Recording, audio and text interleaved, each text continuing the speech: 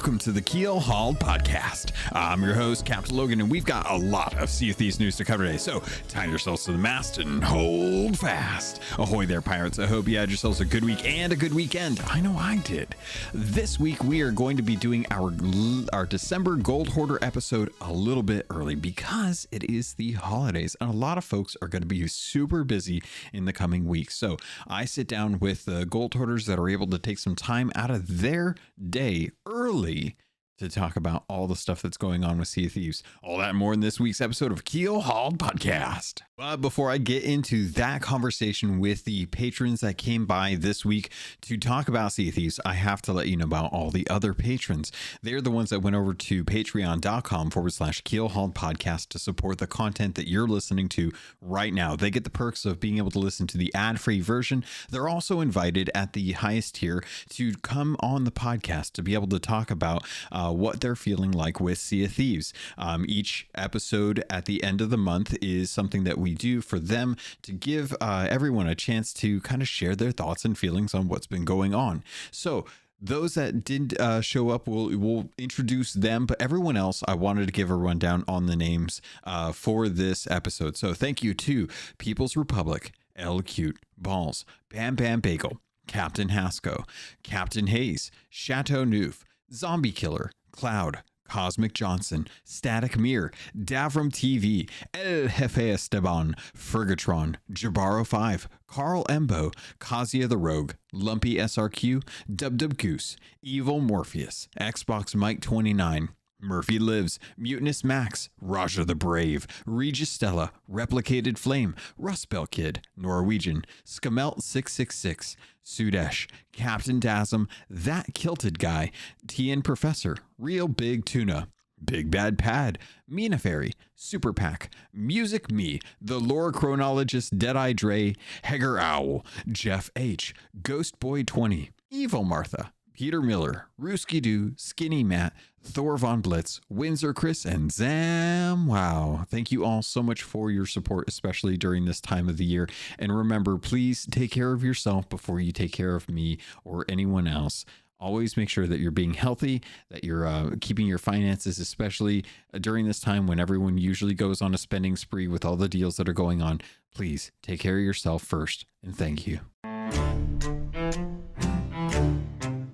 Welcome everyone to the final Gold Hoarder episode of 2022. It's insane that we've had so many of these. I can't wait to see what we're going to be discussing in 2023. This is the end of Sea of Thieves' year for the most part. We've got a ton of news that happened this last week. It's insane the amount of stuff that they talked about. We got some really good information about the battle for the Sea of Thieves as far as balancing goes. The devs have taken to heart all of the feedback that I think the community has shared and gone in to really try and make some positive changes, some changes that I honestly didn't think were even possible when they talked about them. I was really surprised that we were going to be getting some of these things. So I want to break down some of that. We got some big changes, so there's a lot to get into. But before I do that, I have to let you guys know who's joining us today for the Gold Hoarder episode. And also thank you to everyone that jumped on. I know this is the busiest time of the year. I don't expect anyone is going to be available next week, which is Christmas Eve for a lot of folks. So that's why we're doing the community episode a little bit earlier this month. So I know a lot of folks who really would have loved to have joined us this weekend aren't, because it's just that time of the year. So thanks to everyone first off for coming. Going down the list, let's introduce everyone and get some names and some voices. Carl Embo is joining us. Carl, how you doing? I'm doing very well. Looking forward to the break over Christmas and a very exciting year next year, I believe. I think so as well too. Next up, we've got Mina Fairy. Mina, you have power. Welcome. I can't hear her. While Mina's working that out, I'll see if we can jump past. Regis, welcome. How you doing, Regis? I'm doing good, and I'm really, really jealous that all of you guys get to go to the SOT Fest this year. Like with me last year and not this year again. Yeah, I can imagine that. It's a hefty trip. It's going to be a big trip for me as well too. So, but I'll see if I can make it all. At least 5,000 Australian dollars to get from here to Britain. Man, that's a really nice computer. Also this week we've got Replicated Flame. Replicated, how are you doing? Oh, I'm tired but excited to be here. Appreciate it. I know you're running low on sleep, so we'll try and see if we can get you out of here quickly. And last but not least, we've got Big Bad Pat, and unless Mina figures out her microphone. Pat, welcome. How you doing? I'm doing very well, thank you very much. And it would be nice to have an evening without Mina moaning at me. You just have to read her chat. We'll see. Hopefully she'll be able to pop back in here. I see her lighting up in Discord for those that are listening, but unfortunately the microphone isn't coming through. So hopefully she'll be able to pop in, get some thoughts in here. And she says that Patty is very rude for these comments. I wanted to kick things off with the release notes. If you guys haven't been following, Sea of Thieves did a massive dump of information for the end of the year because I'm pretty sure everyone is on vacation at this point. There's maybe the community members that are sticking around to help kind of make sure things are okay, and most likely a couple engineers who are on standby for the weekends. But we did get some major updates for actual like events that are going on right now. If you guys don't know, right now there's actually a orb stream that's going on right now.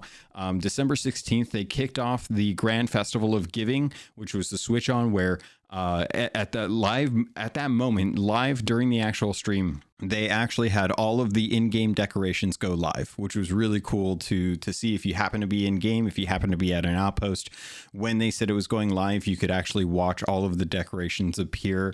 It was really fantastic, and it was nice to know that folks were able to kind of get into the festive spirit with the actual team itself. Then we have the Gifts and Glory weekend, which is effectively a Golden Glory weekend. That is going on from December 23rd to December 26th. After that, starting on December 30th, we've got Grogmanay, which is the New Year's celebration, and that's going from December 30th to January 2nd. Then we've got Twitch drops that are starting on Monday. That's going from December 19th through January 2nd. And that's going to be huge. There is a ton of Frozen Horizon clothing that are going to be made available. And as I understand it, it's going to be active for all participating streamers, not just partners. So it doesn't matter who you watch on Twitch, as long as you have everything connected and ready to go, you'll be able to watch any of the streamers to be able to get those drops. Right now, and we have the orb stream going on right now, and I had to mute the Twitch tab because as I'm recording, I'm pulling all of the audio from my desktop, and I completely forgot that the orb stream was going on in the background. But they have been raiding small streamers out there. There's anywhere from, I think it's been like 7,000 to 17,000 viewers on the orb stream that have all been going over to small streamers. And they've been able to get Twitch drops. So hopefully you're watching. It's this whole weekend. You only have to watch 15 minutes of the streamer that's actually present.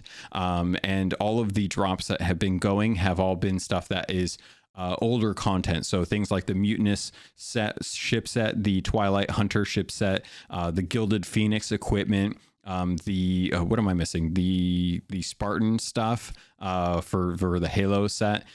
They've also done some gilded some emotes like the Shooting Star emote. There's been a couple others and stuff. So that's going on about every hour to an hour and a half. They're active for about an hour. You only have to watch 15 minutes. So hopefully you guys have been keeping up on that.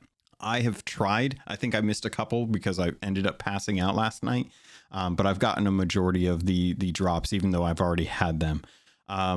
Going down the list, I wanted to get some thoughts and see how everyone's doing. Mina says that she thinks that she's figured out her microphone, much to Patty's chagrin. So we'll see how we can, if we can get some Mina in here as well. But Carl, have you been keeping up with the orb stream? What are your thoughts on this? Made up that it's returned, and I like the fact of having to go and find the location to obtain the orb, because obviously last year, I can't remember how we got it last year, but we got it last year.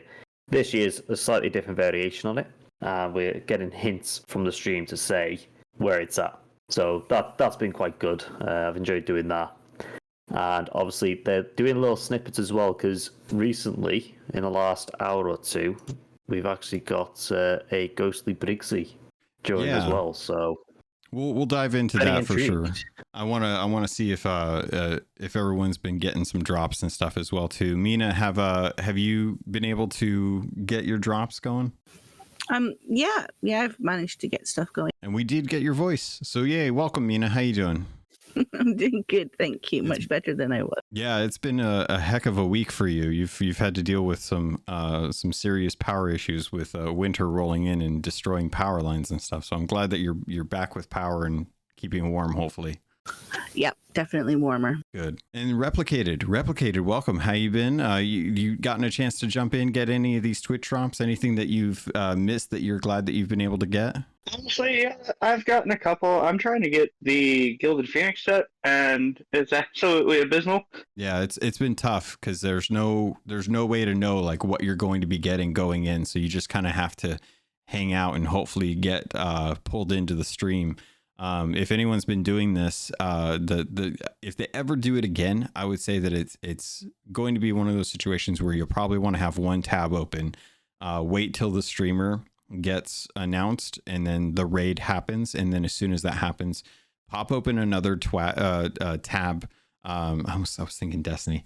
Open up another tab and go to the Sea of Thieves channel, and then that way you can go AFK for a couple hours, because that way you'll still be in the chat channel for the streamer to get your drop, and it'll be at least another hour and a half to an hour before they choose another streamer, and then that way you'll get pulled into theirs to be able to get the next drop.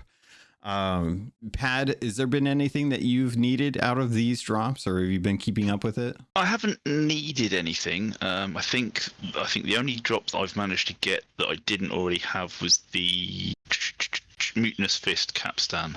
Oh, really? Everything else I've already got at least once, if not twice. Nice. But yeah, I think I fell asleep and missed about 2, maybe 3 of them this morning. Yeah. But no, everything else I've managed to be on, just because, like you say, you don't know what you're going to get, so it's literally watch. But yeah, so far I've had everything apart from that capstan, and I think the only reason I didn't get it was because I didn't buy it. Yeah, and they were giving it away a long time ago, but you had to earn it before they put it on sale. And if you didn't earn it, then it was back in the Emporium, which I still kind of like that method. I still think if you can earn it during the limited time event before it goes into the Emporium, then I like that method. I think they ought to do stuff like that more. But Carl, you brought up something that was actually with the Sea of Thieves stream, which I think was really awesome. And that was much like last year's Orb stream, which was a huge hit. It was a huge event for Sea of Thieves. They got a lot of people tuning in to kind of wait and see what was going on. It was just going to be a Yule log with a couple little teases. And then people found out that the teases are actually like prophecies for content that was coming in the rest of the year. This year has been even weirder because it's all been tied to Briggsy, which is the first event that we have, the Adventure 10 right now, with Tasha. So we've seen some really interesting stuff. It turns out Suds is going to be involved because Suds is actually one of the former crewmates of Briggsy. And now with the Orb stream, the Reapers have absconded with the Orb. And in their efforts to take it somewhere, the orb was the ship was sunk. It was damaged, and it washed up on a shore. And as it washed up on shore, it turned red and was corrupted. And now it's like this red orb that is out and about, which is a really interesting way for Rare to kind of take like cosmetics and kind of reskin them. You know, they usually take stuff and they recolor it and put it out. This is essentially that, but it's got a bit of a story to it. Carl, do you want to talk a little bit about what's been going on with the actual bird that's been out in the world? Yeah, so obviously on the actual stream itself, it hints at where the bird is. You go and find the bird, you interact with it, and then you get the new version of the orb. And it looks like it changes, but there's not really, I don't really know how often it changes, but it's been an interesting way of doing it, to be honest. Yeah, I think they've got 3 locations so far. The first one was down in the Reaper's Lair, which was kind of a bummer because they realized that not many people are actually able to even get down there. And then the second location was North Star Sea Post. And North Star Sea Post, I think, was active for at least a good probably 10 to 12 hours. It's now over at Sunken Grove as of the recording of this. And we'll have to wait and see like where its next stop is. But if you're out in the world and you're keeping up on the social medias, hopefully, or you've been watching the stream, you've been able to find out like where these teases are. If you go to that location, much like with the fallen Sea Dog Lantern, you can speak to the cursed bird, and it will give you the red orb lantern for the SOT Christmas festival in your inventory. So hopefully, have you guys all gotten that? Who hasn't, or who has? I've gotten it. Yeah, I've got mine. Yeah, I got it yesterday. Post. Awesome. Yeah, I ended up getting mine as well too. I actually really like this one too. The other thing that I figured would be worth talking about is something that that Carl brought up, which was Briggsy is on stream. And with the orb stream being in the Reaper's lair and the Servant of Flame or Flameheart Jr. kind of asking the orb who the next streamer is going to be that they can go raid, there's been little happenings that have been going on. And the most recent one is Briggsy has come through a portal from the Sea of the Damned. And she is not in her cursed form, as she was when we fought her in one of the cursed rogue Tall Tale. She is in her human-esque form as a ghost, and it really like leaves a lot of questions on the table. Like, why is Briggsy in the Reaper's lair? Is Briggsy siding with the Reapers to go up against the Gold Hoarder? Is she going up against Wrathbone? Did anyone feel like Briggsy was kind of on that side when we saw this kind of happen, or have you guys been keeping up with that, or is this news to you? I'd love to get some thoughts on this if anyone has wants to jump in. I've got a fair few thoughts on it. I don't know which way it's going to go, because to me, with the fact that she's came back as a phantom, now from what we've experienced, all the phantoms seem to be either on the Brethren side or on the Pirate Lord side. But reading the journals, I don't know if the Warsmith would be happy to have her on side. It sounds like she just wants to take her knowledge for herself. And I can't imagine her siding with Flameheart either, so it's going to be interesting to see which way it goes. I don't think she's actually an evil person. Like, I think she's got a bit more of a soft side to her that we've yet to see. Yeah, I can definitely agree with that. I think it's interesting. Anyone else have some theories on why she might be with the Reapers? So the reason why I brought this up is because I think Briggsy herself is a bit of a loose cannon. She always runs with crews that she's willing to pick up. She runs solo most of the time. She's willing to take on any fight. And she's always been interested in learning more about power and just getting more gold, right? A true pirate at heart. And she really does kind of embody what a lot of what Flameheart is. Wants power, loves chaos, has no qualms about burning bridges with other people. A true rogue. And I'm wondering if maybe she has been kind of brought into this world to see if she can help with Flameheart getting a body back. And if that's the case, then maybe she can get her body back, or at least be uncursed and stuff. And maybe she's not too happy with the Order of Souls trying to rip memories from her skull at this point. But it's really kind of crazy to kind of think about, like, you know, Briggsy didn't never seem to me that she was a Reaper or could be a Reaper. So we'll have to see if maybe she's there against her will or not. The other thing I wanted to jump into is with this latest update, we got a huge change. We finally got the update to Golden Sands Outpost. It is now New Golden Sands Outpost. And eventually I think it might be changed into New Golden Sands Port. If you guys haven't had a chance to go over to the New Golden Sands Outpost now, they have all of the stuff that was previewed in one of the last streams live now. You can go check out the new tavern. You can go check out the new emporium. You can go check out the new stores. I went and did a tour of it, and I thought it was absolutely fantastic. It's not quite done yet, but it looks like they are getting close to working on finishing up the last bit where the actual trade companies are going to go. Who here's actually been there? Yeah, we've been over. What did you think? I think it is awesome, and I think it's going to get even better. My only criticism is that I know, obviously, in a previous adventure, we were obviously having to take stuff over to Golden Sands or blow it up with rowboats, etc. But I think there could have been a longer or more sporadic update of Golden Sands. And the fact that it's gone from a little bit to a lot of it is now stoned. I think it would have been better to have it slowly being built rather than going from what it was to what it is now. But that's, like I say, that's my only criticism. Apart from that, it's awesome. It's going to get even better. Anyone else gotten a chance to jump over there and check it out?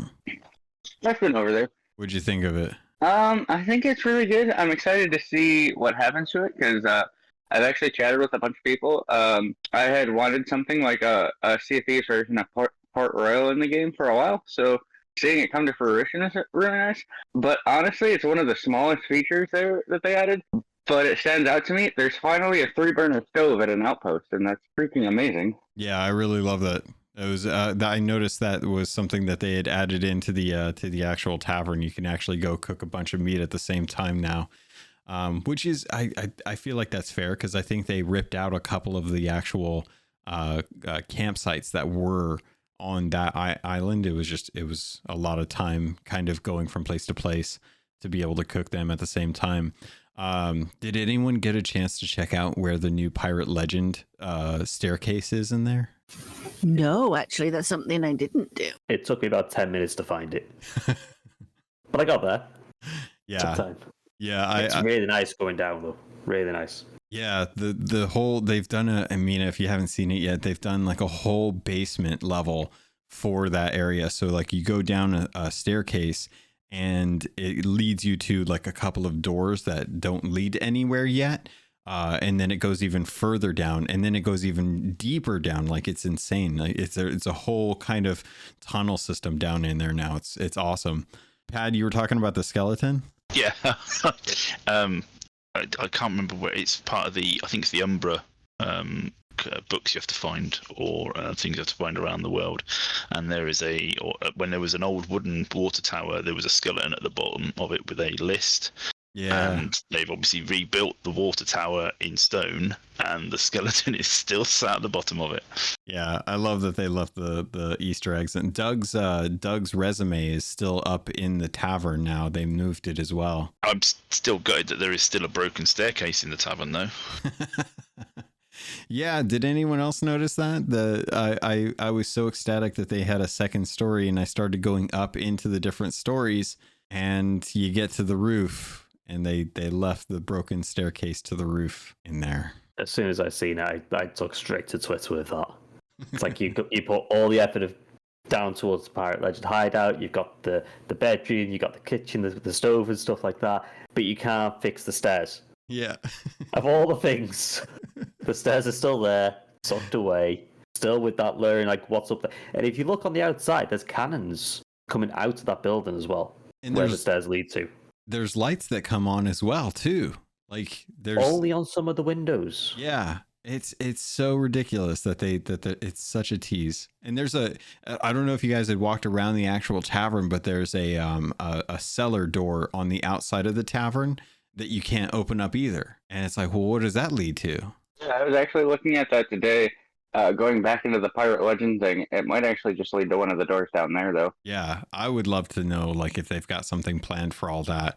I was really bummed that some of the turrets that are around the actual area you can't get up into.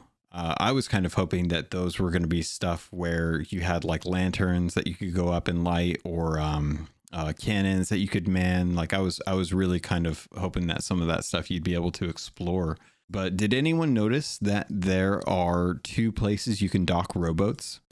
Yes, I did notice that. I thought that was really interesting, given that they're so far away from the sovereigns and the trade companies. Yeah, just this random thing on the dock where you can park a rowboat. It's like, Yeah.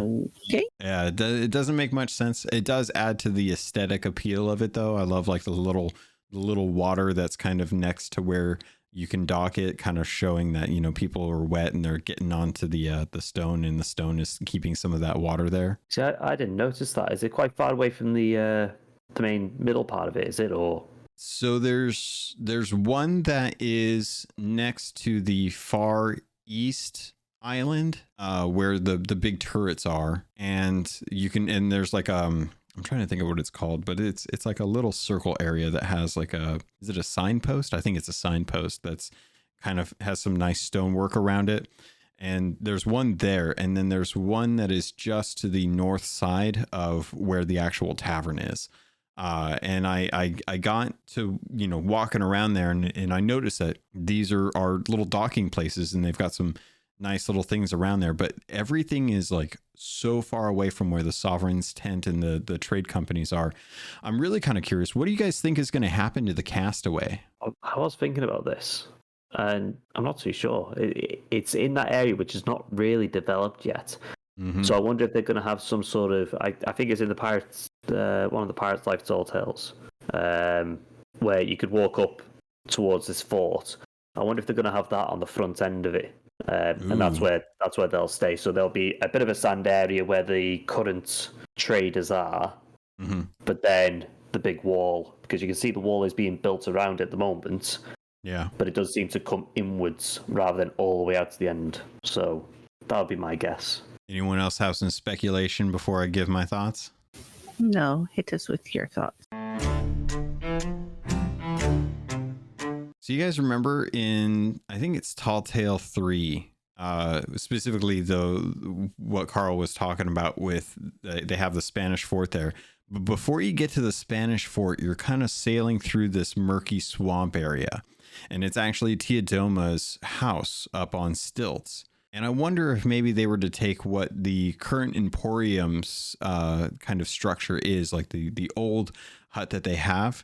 I'm wondering if Teodoma, if she could fashion a new place for herself, if maybe she would go back to what she used to have and have one of her old or have her new home be like a hut that represents what she used to have in the swamp. But I don't know. What do you guys think? That would make sense. But with the fact that she sits outside, I guess there is a way around it where you have the actual more like her actual house. It would make more sense. But would that take it away? Because obviously you don't find out she is who she is until later on in the Tall Tales, isn't it? True. Yeah. So would that take that away from the first few? Possibly, yeah. Given that you're not supposed to know. Like I figure most of us pretty much knew when we first got the content, but most people coming into it might not notice that that's who that is if they haven't been following the fact that it's the a Pirate's Life update or a Pirates of the Caribbean update. Pad, we were talking about the Castaway and what's going to happen to her once things get more developed on New Golden Sands while you had to take off. What do you think is going to happen to her? Now, I seem to remember having a conversation, and I think it was at a point with Mike, that at some point the Castaway is going to go from the game. That there won't be a load-in at for a Pirate's Life. So I think in the end she will go. Interesting. Because I know that one of the things I talked to Mike about was that they wanted to make sure that those stone archways were noticeable and that it didn't matter where you logged in to the game, you would have access to the Pirate's Life content. And I wonder if maybe that was something that was a contractual agreement, like a certain number of years post-launch that they had to have that support for it to be able to have the Pirates of the Caribbean license, maybe. I'm not fully sure, obviously, about the contracts that they've got in place, but I think as a tall tale and as for a story, they should really stay in the game. I just don't think they'll have a separate building for Teodama. They'll probably put the books on the side of the tavern or something similar. Just have a table with it. Yeah, I'd be interested to see if they build that up, if they have the trade companies in their own respective areas, because it does look like they are going to have all of that stonework moving out towards the rest of that island. But will the shipwright get a stone structure with a solid dock? Will the merchants still be out on the dock? Will the Order of Souls still want kind of a weird cave like kind of underneath a structure kind of thing? Like it really makes me wonder if they were given the opportunity, what would they decide would be the look of their new structures? Anyone have any thoughts? Regarding that, not saying this could or should happen, but it's just a thought that kind of hit my mind. They could always go with like an open air market style thing for them. That would be kind of cool. Have everyone kind of in the same little area together. Pad, what do you think? Well, as I just put in chat, I noticed when I'm looking at the map of the outpost that only a third of the outpost is stone so far. Yeah. Now, all right. Admittedly, most of that is like the tavern area and down towards the southeast dock. So I think that, like you say, they're leaving the merchants and that until, also the vendors, etc., until last. But I think it's going to get a lot bigger, and I think, yes, like you say, that I think they are going to keep the vendors and emissaries together, because otherwise you're going to dock in one place and have to carry whatever you're trying to sell to 4 different places. So I think they're going to keep them quite close to each other. Do you think they'll get like bigger places to hang out on, or do you think like the? Oh yeah, of course they will. Yeah. You only have to look at the tavern that is now. It's almost tripled in size. But it's a Gold Hoarder. Like, would the Gold Hoarder, like, who's paying for that change? You know, would the Gold Hoarder want to spend money on upgrading his digs? He'll have an option. I think if he got given somewhere to go, he would move to it. Yeah. You think he would get like a big gold house? I don't know about that, but if they're rebuilding the whole place in stone and they build bits for the Gold Hoarder and that lot, then I would imagine that they would just take it. I don't know. So definitely a possibility, but only if it was offered to them. Judging the Gold Hoarders, probably. That's fair. I could definitely get behind that. Did anyone have anything else they wanted to jump into with the new Golden Sands outpost? Are there any places that you want to see this kind of a change happen to next, or is one port town enough? I think one thing I would say is the TDMers are going to love it. You think there are so many places to have your 1v1 fights, or even crew versus crew fights on that outpost. And as I said, it's only going to get bigger. So I really do wonder, like, if like folks actually do find a way to actually get to use that, because I think that's what Sea Forts kind of were supposed to kick up, and I don't hear anyone ever talking about how people are using the Sea Forts as TDM arenas. No, I will say Fuzzy had tried taking over a server and advertising the fact that he's in charge of this fort, come and take it from me. Yeah. And he didn't get anybody coming to him. Yeah, that's a bummer. All right, so if everyone's good on New Golden Sands Outpost, did we want to jump into the balance changes that came with Blunder Bombs?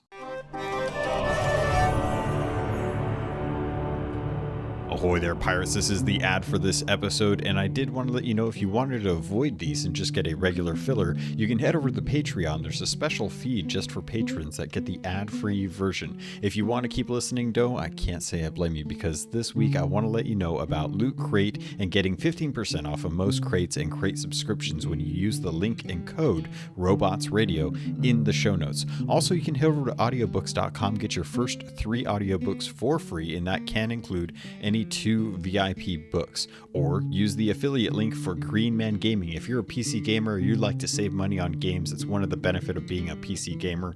Head over to Green Man Gaming. You can get codes for Steam, Epic, any of the different stores that they have deals going on. They have deals going on all the time, and if you plan on buying there, please consider using our affiliate link. All of that goes straight to me through the network. Thank you all so much for everything that you do to support this podcast. It means the world to me, and I continue to try and improve the quality and the content for you.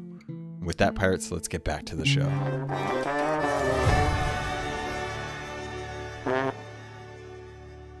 Or just the changes in general that came? I've not had much of a chance to really experience many of the changes yet. I've not done any PvP. I've just been focused on my vaults. But I love the fact that they are now jettisoning the cannon, the wood, and the food barrels. However, from scrolling through Twitter, I think it may need some balancing, with some crews ending up with about 5 pages of cannonballs. But I think it's a step in the right direction, though, because it allows them then to dive back in rather than having to go back supply and taking half an hour between fights to dive back in. Yeah, definitely. I'm actually going to mention something similar because one of the biggest downsides to PvP for me right now is you spend an hour trying to get supplies or 30 minutes or what be only to get sunk and have to rinse and repeat. I absolutely love doing the PvP, but I think they should introduce a way for people that get sunk to have at least some of their supplies left over. That way they're not so hurting for supplies and have to spend all this time to get back in PvP when a lot of people's time is still limited.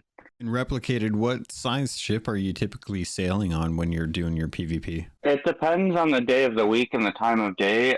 Most often, it's either me as a solo sloop or with my friend. But I've recently found some other people to sail with, including Norwegian. I've been sailing with him a lot. And I've got 2 other friends that sail after 2 a.m. EST with me, and we all run galley. Interesting. Okay, so you've had a fair amount of experience with all the ships then. The patch notes came out and they announced that they were doing a bunch of changes. So to kind of break down what happened is the Rare dev team took a look at what some of the biggest things that were happening in the battle for the Sea of Thieves, and they're going to be addressing a lot of this. Matchmaking is going to get some changes. They're going to start looking at ways to make sure that if things are taking too long, that if they can't find an opposing faction, that they might actually start opening it up so that it's the same faction fighting each other. I'm very curious to think about how that's going to work as far as loot turn-ins go, because Reapers have always been able to turn in Reaper flags, but I'm curious to find out like what the Guardians of the Athena's Fortune are going to be able to do when they're trying to turn in another Athena's flag to the mysterious stranger.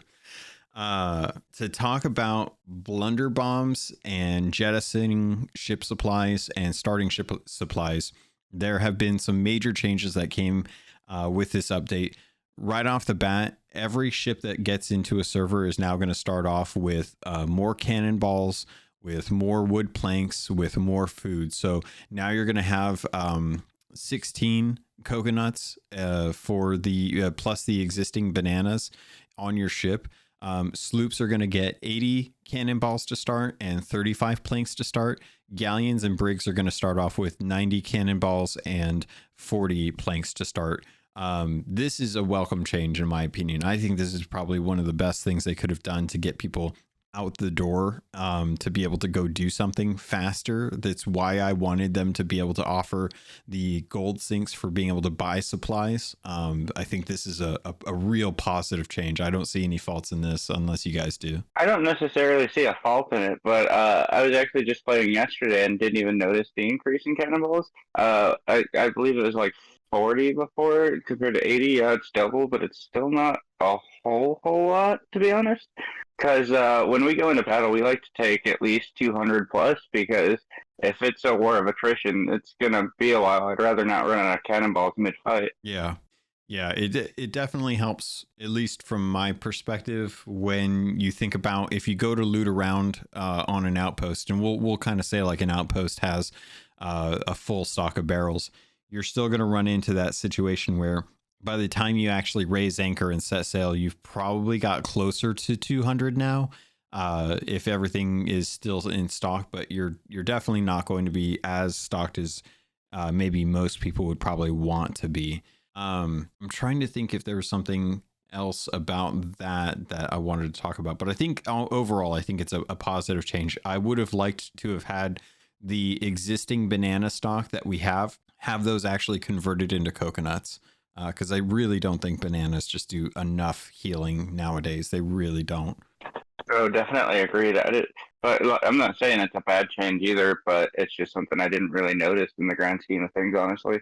Yeah, same here. The one thing that you did mention, or that was mentioned earlier, is the jettisoning of ship supplies. And I was doing some testing with this. You can scuttle your own ship at the start, respawn, sail back to your outpost, and pick up your own cannonballs in the amount of time it takes for those to sink. I think I sunk a ship the other day. It had beached itself. on New Golden Sands, and I was sailing around and just kind of putting shots into it while they were trying to sell whatever they were trying to sell. And by the time the ship sank, the barrels that had been jettisoned, they stayed afloat for probably a minute before they despawned. But I've been told that they last 15 minutes while they're from a sunk ship. It's kind of crazy thinking about just how many barrels or how many cannonballs people have been able to get as a result of this change, because I think everyone's doing exactly what Replicated is doing, and that's stocking up pretty heavily before going into a fight. And if you're victorious, then you're going to get all of those cannonballs. But I think this, again, is a huge positive change to Sea of Thieves. Oh, definitely. It's a lot easier to go back into battle, like they said. When I first noticed it yesterday, I was ecstatic. We had like 400 or 500 cannonballs after 2 fights, which is A-okay with me. Yeah, it's almost impossible if you've got a crew that has been playing and they've stocked up, and you go into a fight. Not only do you get any loot they have, you get the flag. But you also get the benefit of all of their supplies, which, and maybe if anyone wants to jump in this, awesome. But I want to say this, I think, is the last straw that, or the last thing that people could point at and say, this is why I shouldn't sink a ship. And it was always I'm not griefing. I'm not trying to TDM. I'm trying to get supplies off of their ship before they sink. That's the only reason I'm keeping their ship afloat. And now that we have jettisoning supplies, there's no reason. It's actually more beneficial to you to actually sink as quickly as possible before they spawn back on their ship and start trying to grab some of the supplies that they can before they sink. It's actually better to sink them faster, because chances are you'll probably get more of that those supplies than if they had respawned and been able to grab their chain shots or their blunder bombs. But anyone disagree with that, or anyone have any thoughts? What I do like about it. Oh, sorry. Go on, go. What I do like about it, and I don't know if anyone else has had this, but have you ever caught or found a rare fish? You know, something like a shadow stonefish, and accidentally sank yourself. The best part is now that barrel's going to pop back up. You can grab it out and disappear to your new ship. That's what I love about it. No more lost ship. No more lost fish. Yeah, definitely. Although if you are out there fishing and someone tries to come sink you, definitely try and get to your barrels so you can eat at least one of the fish. Don't give them the satisfaction. Exactly, yeah. Yeah, I love this change. Patty, what do you think? I'm of two minds. I think for the PvP people that obviously are diving and obviously doing the fight themselves, then yes, it's very, very good.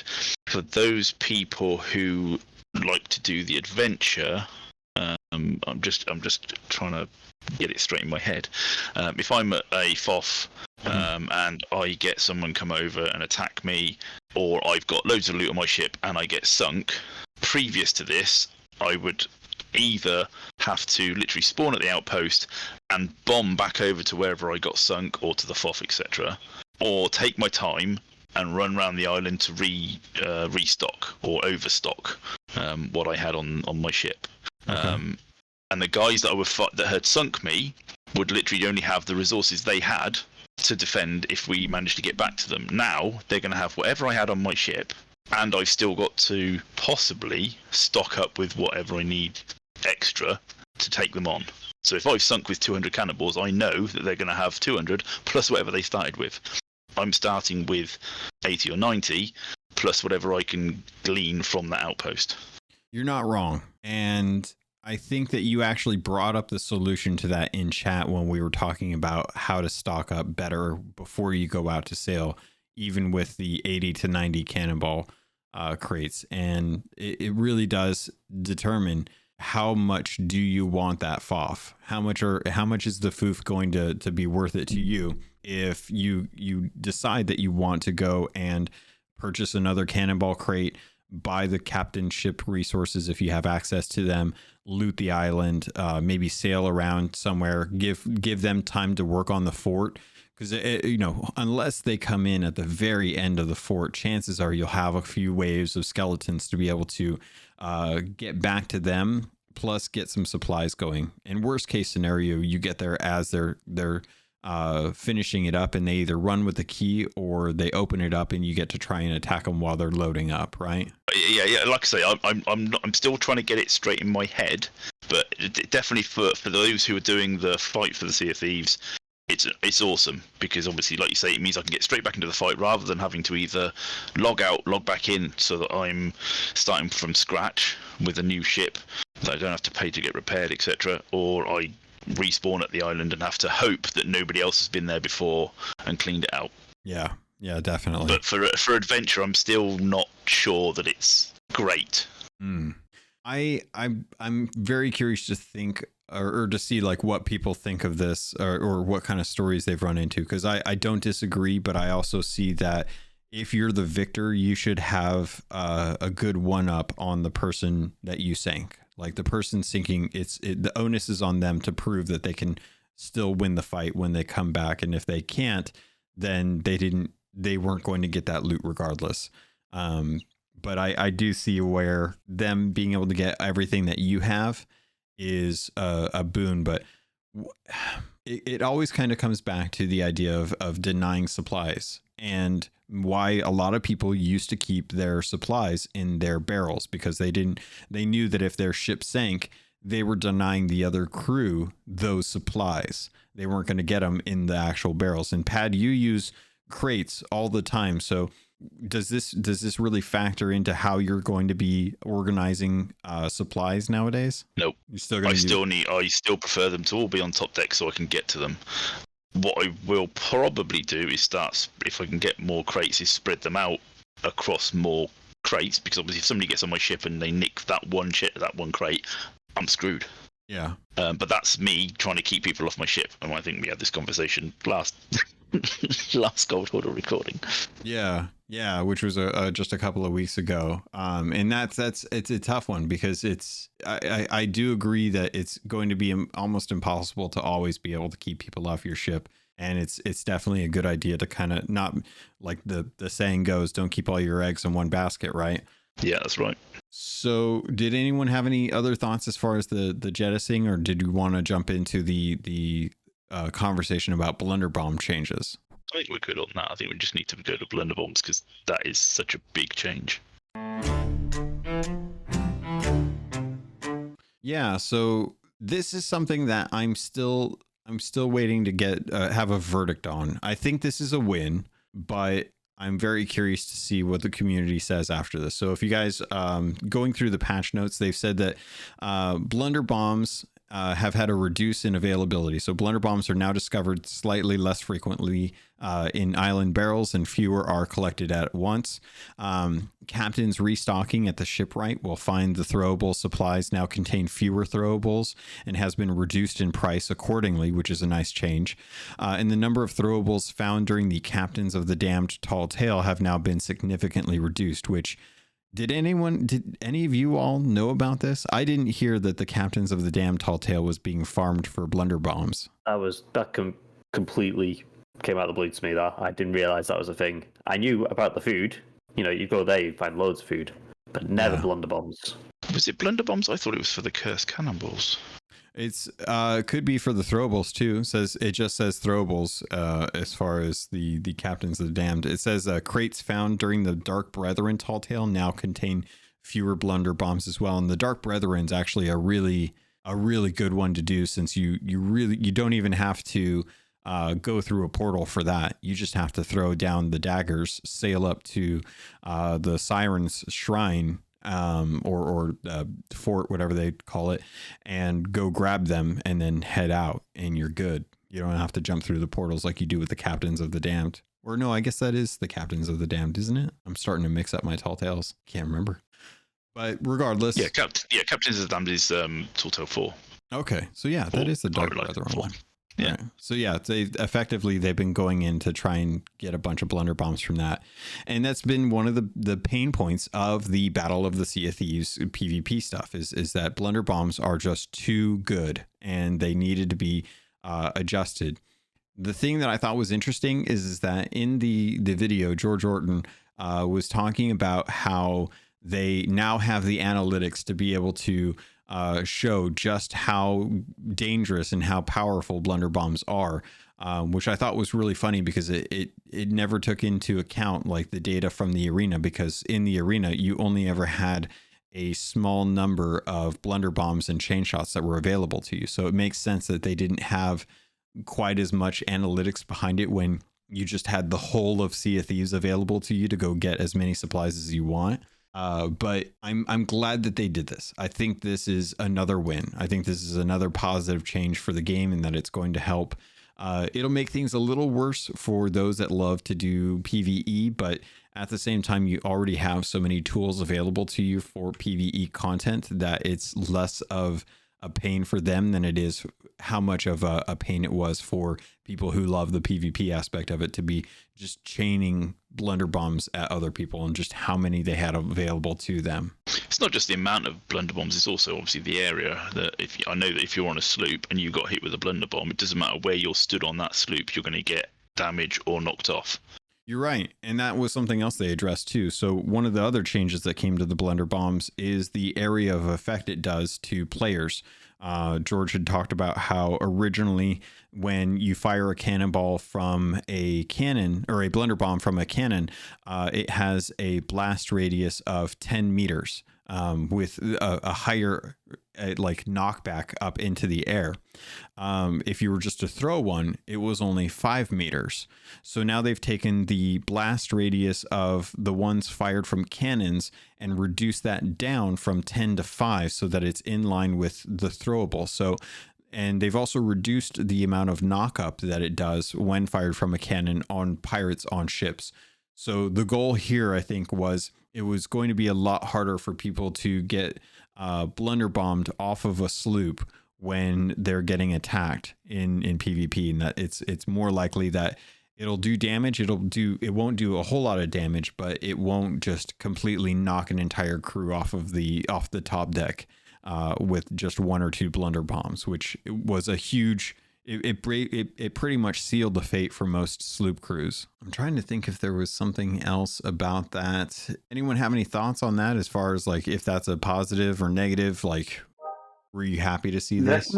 Definitely a positive, in my opinion. There were a lot of times where you'll be on the cannons and just getting knocked off your sloop, especially as a solo slooper, from someone that's getting a blunderbomb on you. Especially if you're going up against, say, a brig or a galleon where you're completely outnumbered. It's really hard to get back on the cannon or even back on the sloop once you get knocked off, when they're just peppering you with a bunch of cannonballs. The discrepancy in force just makes it way too hard. I think this is definitely a welcome change, because I'm not saying I don't want to get knocked off if it's fair and due, but when 4 people are firing blunderbombs at you, it makes it really hard not to. Yeah. And it's really tough to deal with the fact that there's no way you can stop it either. If people are firing blunderbombs, there's nothing you can do to prevent the damage or the knockback. You can try and grab onto something, but it's going to still knock you off. And that's really frustrating. Yeah, especially because you can't get back on the cannons because you're getting knocked around your ship, and worst case scenario, off your ship very easily. The only thing that I've seen that so far hasn't been addressed is the displacement for when your ship gets hit. The physics around, like, if you were to fire the stern or fire a blunderbomb on the stern of, say, like a galleon, 2 hits of that is going to turn your ship so much that it feels weird that that hadn't been spoken to, at least that I've seen so far. Pad, what are you talking about as far as the physics? Well, fire a blunderbomb at the front of a ship and it will pull it towards you. And the physics should be: I hit the side of the ship, it pushes it away from me. That's interesting, because I haven't. If you hit the back of the ship, it pushes the front away, but it pulls obviously the back towards you. Weird. Yeah. That doesn't make it. That's not how it used to be. It used to be the other way around.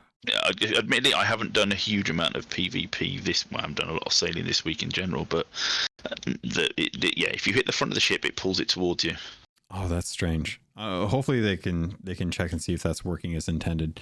But that's something where I'm still wondering if blunderbombs are still going to be the highest thing to use in PvP, just because you can knock someone out of a broad what is it called? A broad, when you're going into the Broadside. broadside. Thank you. Oh my gosh. Brain. I swear I didn't just have an Words are attack. hard. Words are hard, especially for me. But I'm really glad that and this was a quick change. Like we've had this out now for what, 2 weeks? We've had Battle for the Sea of Thieves since it got kicked off. Or no, it's been 3 weeks, I think, at this point. Because didn't it come out like late on the 22nd of November? So it's been a short amount of time that we've had this content, but they're willing to really take a look and see like what is going to keep this healthy and people using it. And I think the only way they can do that is if they address the matchmaking and the balance so that people aren't just absolutely decimated by blunderbombs or having to wait for a ship for like an hour and a half. Were there any other things that you guys wanted to jump into as far as the actual blunderbombs or the PvP? Has anyone gotten a chance to get their curses yet? Because I know I haven't. Nowhere near. No, definitely a grind. They did change the amount of experience that it takes to go from 100 to 1,000. Anyone happy about that? Because I'm not. No, because I doubt I'm ever going to get that far. My only goal is to get into these 2 new areas, and even that's taking forever. I've done a lot of battles, and I think I'm ranked 10 in both of them thereabouts, which is only about a little over 10 wins. Yeah. I think I'm only 5 in each of mine, and I know a lot of people out there who've been able to get their curses for both sides, and it's definitely depends on, you know, how good of a crew you have, what time you're sailing. You know, are you able to kind of get a lot of time into sail? Most of the streamers, I think, have all got it. But I feel like they really needed to change the carrot on the stick for this. I really think they should have given you access to those areas. Even if you can't buy anything, at least access to them somewhere between like level 25 to 50. Somewhere in that range, I think would have been a good thing to at least give players an opportunity to go down into those areas to see like what you can buy, to give them an idea of like, hey, these are the really cool things that you can actually pick up. Because right now, having to wait to get to 100 just to even get into those areas, I think is too high for the casual people that are getting 6 to 8 hours of game time a week. Oh, definitely. Especially when you can be on PvP trying to, as the quote-unquote defender, and wait 4 hours and not see a single person. Like the other night we were sailing 4 or 5 hours, nothing. The only reason we got a little bit of EXP is because we rolled up on 2 sloops that were fighting and destroyed them both. Yeah, I think that's a horrible experience if you're looking to try and do the gold hoarder thing. If you're trying to build up that gold vault that you have, to try and see like if you can get some actual reputation and gold for it. There's a whole discussion to be had that I think I might drag Caleb in for, to talk about like having multiple reputations that represent the same groups of people. And Patty says no. Pat, you don't want Caleb to jump in on that conversation? No one wants Caleb. Oh, come on. That's not true. He'll understand. He will. Yeah. No, it's weird to think that we have Athena's fortune, but we also have Guardians of the Athena. Like it's weird that we have multiple reputations, and I think it's getting maybe a little too convoluted for people that haven't been keeping up with Sea of Thieves, and they're jumping in to do content and not sure like what these different factions mean or how they gain access to stuff. But I think that might have to be a conversation for a different episode that I might want some help with. So, but did anyone have any last thoughts that they actually wanted to jump into? Replicated, you're talking about some of the PvP experience that you've had? Yeah, overall it's a good experience. It's just like I was saying, the wait times can be abysmal. We play at nighttime, so there's already not many people on in our area, because when I play is usually from 2 to 5 in the morning EST, and that's when we can run galley. And on this galley, like I said, we were 5 hours. We tried diving 3 times and didn't get anything for 5 hours until we saw 2 sloops fighting, and we just took the chance. Felt bad for the sloops, but we did what we had to. Yeah, it's definitely been a lot tougher to find emergent PvP, which I think might be a topic for another episode as well too, where having having that emergent, that questionable play style in Sea of Thieves nowadays. I wonder if Sea of Thieves, if the battle for the Sea of Thieves has kind of killed some of that, running into a crew and not being sure like what's going to happen with them, or, how that interaction is going to go, because if they're looking for PvP, they're probably diving or they're probably defending. And chances are you'll probably run into third party situations more than just straight on one-on-ones. If they're looking for a fight, or you might just run into people that want nothing to do with other people. So very curious to hear how people start to find the seas with this being something that is continuously evolving and stuff. Was there anything else you guys wanted? You guys are talking in chat and I love your conversation, but I want to see if we can get this for other folks, because you guys are talking about defending versus doing content and whatnot. But Replicated and Patty, what do you guys going on? I just didn't want to seem like out of nowhere. No, I was just saying because we switched to defending because, like I said, we tried to dive like 3 or 4 times and just to no avail. He mentioned that galley wait times are absolutely abysmal. I didn't know that there was much of a difference other than when we did do swoop, we found it quickly. We don't really do PvP on Brig a whole lot. But no, I can definitely see that. But it also really kind of stinks because we like running galley when we have 4 people on. We don't want to leave any of them out. Pat, I'm with you on that. Galleon times, like I said, I haven't done a lot in the last week, but the first couple of weeks we did a bit. But yeah, galleon times are horrendous. There have been multiple times where we've been sat and we've flicking between the two just to see which one's obviously the quickest time. And there are times where both of them have been more than 10 minutes. It's like, let's just go and do adventure stuff and not worry about doing the PvP stuff, because I am not waiting around to dive or, like you say, sit in the tunnel for X amount of minutes. I used to prefer galley, like Replicated, but I tend towards more to Brig now, because of maneuverability, speed, and you've only got one deck to worry about in obviously the fighting side of it. Brig feels like the best. Brig and sloops seem to have a lot better times, and whilst there are still obviously large swings between which faction you're sailing for, I tend not to put up if I'm going to go and do PvP, I tend not to put up a flag, and that way I can just switch between the two and not have to worry about having the wrong flag up. Interesting. So we'll just look at whoever's got the quickest times. Yeah. We'll go and sail for that and then dive. So the gold is less of an issue for you. You'd much rather just be able to get into battles quicker. I think for those who want gold, fair enough.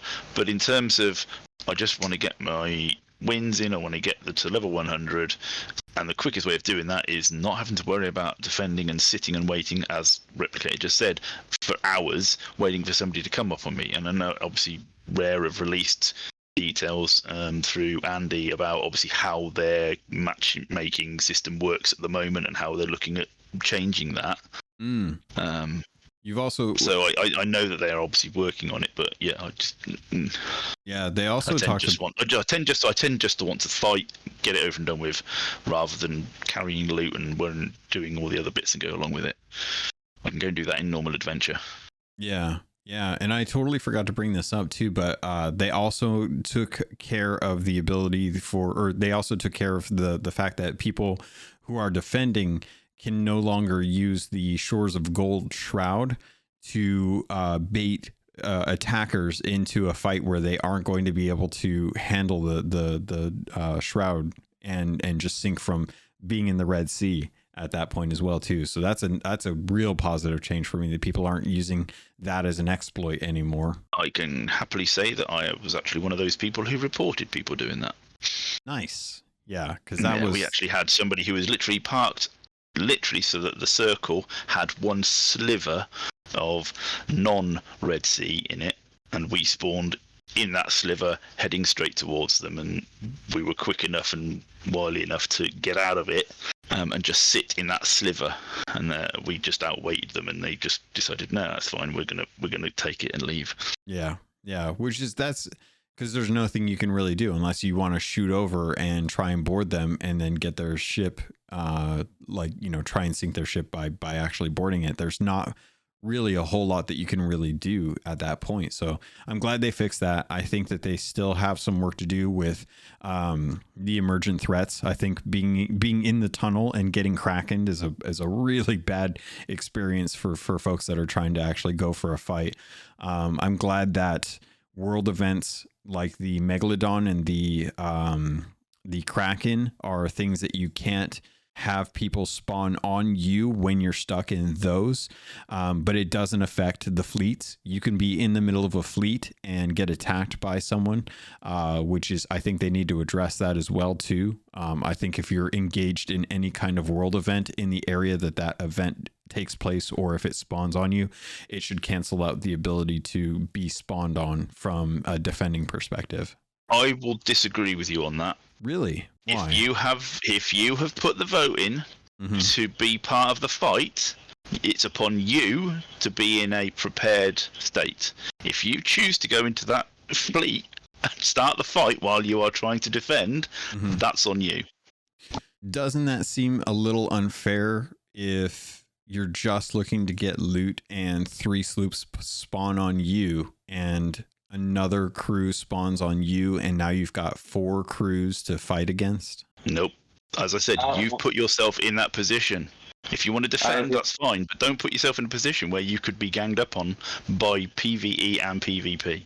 Replicated, you got some thoughts? I'm on that side. Yeah, sorry, I didn't mean to interrupt. I was waiting for him to stop. I'll agree with him too, because there are crews we've fought in that are absolutely amazing. We saw a guy. He was stacking veils and fighting off the veil while fighting us off, and another sloop that came into the fight and still absolutely buttered all our breads. I think if you're voting to do PvP, that's something you have to be prepared for, and as a defender, you have to be ready for that at any time, be it that you're on an outpost or in a world event. I think you kind of signed up for that, so I think all's fair in that. I'll agree with Pat here. Interesting. Carl, you had some thoughts? Yeah, I completely agree with Pat. Obviously, once you get to that 4 win streak as well, obviously you're shown on the map for everyone to see anyway. So you're inviting people to come after you. And if you're stacking loot and you voted for PvP, then you're going to have to defend that PvP. Whether that's doing a vault, whether that's doing one of the sea forts, I see that a lot actually. The Veils, see that a lot. If you want to sail into the middle of a fleet, whilst knowing that someone could spawn on you, then I feel there's only one person to blame in that scenario, unfortunately. But the advantage you've got is the skelly ships will also shoot them as well. Could work in your favour, could work against you, but you're both on a level playing field, really. So why do you think that they've turned it off for people who get megged or krakened? I didn't realise they had. I know people were getting spawned into a kraken. So what makes those different? Krakened is your ship is then limited to what it can actually physically move and do. In the fact that if you are wrapped by a kraken, you don't go forward, you don't move at all, you can't turn. 50% of the time, you can't get back on your ship if you get knocked off of it. If a skelly ship hits me with an anchor ball, what's the difference? You can get the anchor up and move within 15 seconds. But if you're getting hit by two skelly ships, one of them's an anchor, one of them's a sail, one of them's a helm, you take your pick on the cursed cannonballs, you're still immobilized. Yeah, but you are still able to move. I'd say I'm not. The Meg, I'm not quite sure why they've disabled spawning in on that, but the Meg, the Kraken, I can understand. Interesting. I've got on a sloop. Getting rid of a Kraken is 2 tentacles, so it's 10 cannonballs. Right. On a larger ship, it obviously takes a little bit more. But yeah, no, Megs I can't understand. Krakens I do. Skelly ships, unless you're actually in the fight, obviously in the Battle of Sea of Thieves, they're random anyway.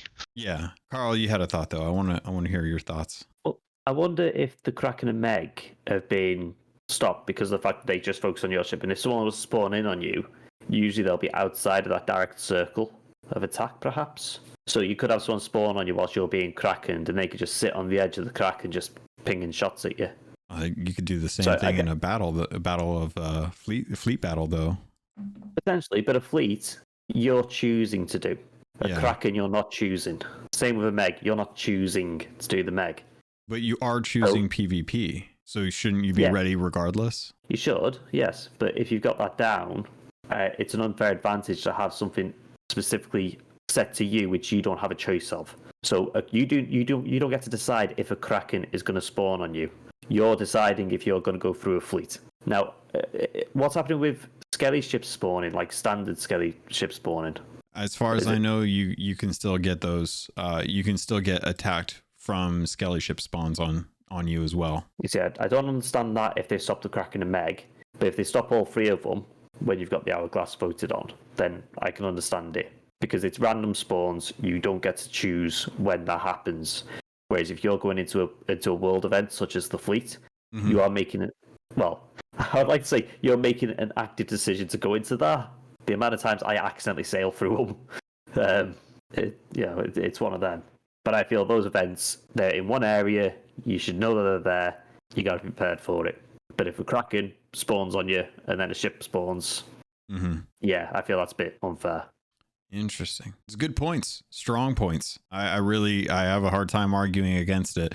But was there anything else that you guys wanted to dive into? Was there anything that I missed that came up during those streams? I know that there's a new owl set that everyone should be really excited about in the Emporium. A lot of people asking for owls, so you can now have a ship set that looks like it's owl themed. Still no owl pets though. I don't know if we'll ever get that. But just some really awesome stuff that's actually been coming. Again, if you guys have been following along, you've hopefully been able to get a lot of the orb stream drops and stuff like that. I'm really curious to see what the conversation is like in January for the next community episode. I'd love to get some more thoughts on how the PvP side is going, what people's thoughts have been as far as like what the rest of the adventure world has been like, with PvP being kind of the main driving thing for folks if they want to get some action into the Sea of Thieves. But yeah, any thoughts or anything that I missed out on that you guys want to bring up real quick? Just real quick, regarding the Meg getting removed from PvP, I think it makes sense because if someone were to harpoon that during the fight, I feel like there could be a lot of shenanigans with that. Just a side note, just something that popped into my mind. Yeah, you could definitely use that as an advantage or a disadvantage. I always think that the Meg and the Kraken, while they do spawn on one person, they aren't just on that one person. They can actually change to fight other ships if they decide to, which I really do wonder how that even works out. All right, well, if everyone's good, then let's call this an episode. We'll head out and see if we can get some more drops in the Sea of Thieves channel. As we head out, Carl, anything you want to say or promote as we head out? If it's okay with you, I'd just like to give a couple of people a shout out, if that's all right. This is what it's for. Yes, because these guys have been working tirelessly recently. I'm sure you'll agree. Yeah. But like I said, Luton Liz, Music Me, Minnie Mark Lee, Calamity Cares, Blair, and Cat True Walker, who are the team behind Softfest. The tickets went on sale today. They've done an excellent job. Please, if you don't already know them, go check them all out because they are incredible. Yeah, I'll echo that. I've been trying to get tickets most of the morning, probably for the last few hours now. I'm hoping that I'll be able to get an extra ticket. I am going to SOT Fest this year. My wife and I are going to be showing up, and I'll be doing a recording at the podcast or for the podcast there as well too. So I'm looking forward to that. And I know they are working hard to try and make sure that people are getting an opportunity to get tickets if possible. The news is out there. We've got a channel set up right now so that if folks are looking to go, all of the information is now available. Make sure you're booking early and often if you can. I don't know if Davram is going this year. He said that he wasn't sure just based on money and time, but I know that because there is an SOT Fest that is probably going to happen in North America, chances are he will probably be going to that one, and I will probably be going to that one as well too.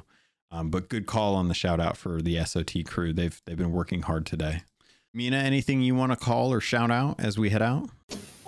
No, I just second what Carl said, and yeah. Awesome. And Replicated, you're tired, I know, but anything you want to say or shout out as we head out? No, just specifically, if anybody's ever looking to play with someone, I'm usually on when I have my days off, so I'm always willing to join. My Gamertag's posted somewhere in the server. It's pretty similar to my tag on literally everything, so just something I wanted to say. Definitely. Yeah. And if you guys don't know, we do have a Looking for Pirate channel in the Discord. There is a gamer tag list that is in there. So if you guys are looking to crew up with anyone else and someone says they're available, hop over to the gamer tag list channel. And most of the folks have their gamer tags listed in there for people to be able to find each other. And then Pad, last but not least, as always, because you got the X in your name. Anything you want to say or shout out? Just the Sherpas.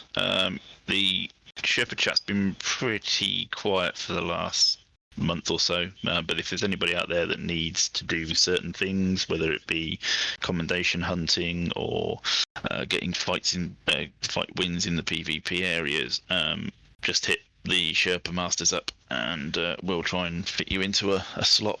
Definitely. And make sure that if you are looking to hit Pirate Legend as well, that's a good thing for the Sherpas. They love being able to help people hit Pirate Legend. So if you're close and you need those last few levels and you want to get some folks together from the Keelhauled community to be able to help out with that, definitely let them know like when you'd be available, how many people you'd look to have, and utilize those Sherpas who are out there looking to help other pirates hit Pirate Legend, learn how to play Sea of Thieves, need help with specific commendations, things like that. Because most of us still need lots of gold as well too. They're very good at getting gold. But I think that's going to do it for this episode. Folks, thank you all so much for jumping in. I know this is a week earlier. I know that we're butting up against the busiest time of the year, and as it was last year, it was always tough to try and wrangle people in for these community episodes. But everyone that is a Gold Hoarder is always more than welcome to join in on these. They happen at the end of the last Saturday before the final Monday of each month. So whatever the last Monday is, unless it's like this month, the Saturday is before that is the recording for the Gold Hoarder episodes for the patron members. Thank you so much for your support. Thank you all so much for jumping in today. I'm glad that we got a chance to talk about these blunder bombs. I'm glad that we got a chance to gush over the new Golden Sands port town that we have. And I'm looking forward to seeing like what next episode is going to be able to look like. All right, pirates, that's going to do it for this episode of the Keelhauled podcast, episode 254. Thank you to the patrons once again for jumping in to be able to talk about some of the things that are going on. I will be jumping into the lore that we got from the orb stream, some speculation on what could be going on with Briggsy, as well as the stuff that appeared in the orb. I don't want to ruin it if anyone hasn't seen it, but there were some really nice clips that came through. Rare really doing a good job of kind of foreshadowing some of the stuff that's going to come in the future, whether it's correlated or altogether. We don't quite know yet, but that's kind of the fun about speculation. We'll see what's going on with that. But make sure you guys are getting your drops. Make sure that you're getting your login bonuses with Grog Monet. Make sure you're getting your extra tankard notch on that. Plenty of stuff to keep a heads up on. So hopefully you have time to at least log in a couple times this week. With that, pirates, thank you. I love you, and I look forward to sailing with you on the Sea of Thieves.